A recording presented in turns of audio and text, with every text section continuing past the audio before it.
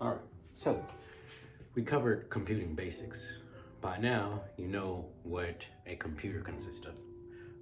The CPU, which is essentially the brain, the memory, or RAM, which is actually like short-term memory, and we have the disk, which is sort of like long-term memory, you could say. Now, what happens when you want a bunch of computers to talk together? That's when networking comes into play. Now, we have to talk about a few things, okay? Networking.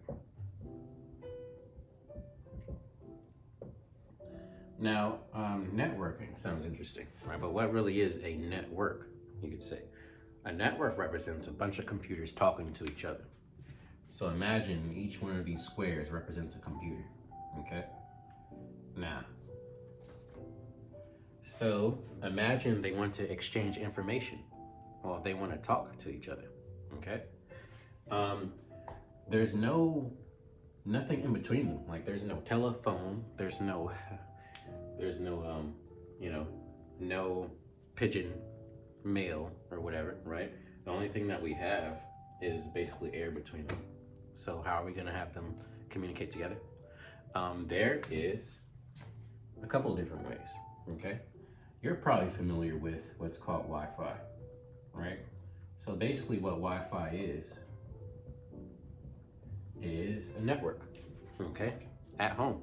Pretty much everyone these days has Wi-Fi at home. So both these computers, as you probably know, they connect to the same Wi-Fi, and they're not just able to get to the internet that you're aware of, but they can communicate with each other. And how do they do that?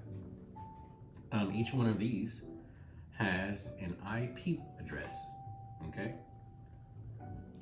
So IP stands for Internet Protocol, but that's not important. We're going to say IP, okay? So each one of these has an IP address. And based upon that IP address, if they're on the same network, then they can talk to each other. IP address is sort of like your home address. So as they're on the same network, they have the capability to find each other. These people, these computers can talk to each other and send each other messages, so to speak.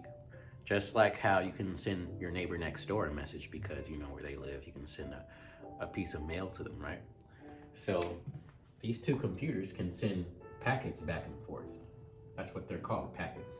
The packets represent little pieces of information that they can send to each other, back and forth, okay?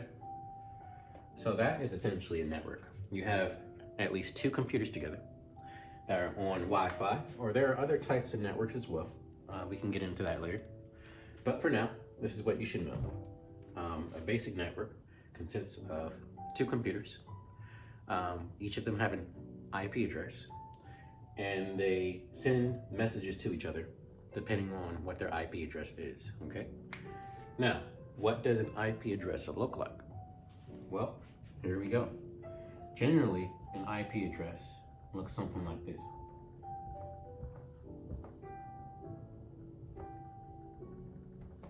Okay? Now, this represents an IP address. Now, it's consistent of 4 numbers, okay? And there you go. So that's what it looks like. We'll go into the details at a later class, but there you go. There's basic networking for you. If you want to communicate with a computer on the same network, you can supply the IP address, okay? All right, you can put it in a browser if there's a website associated with a computer, or you can use other what are called protocols to communicate and send messages to the IP address on the same network. And we'll talk about that at a later date.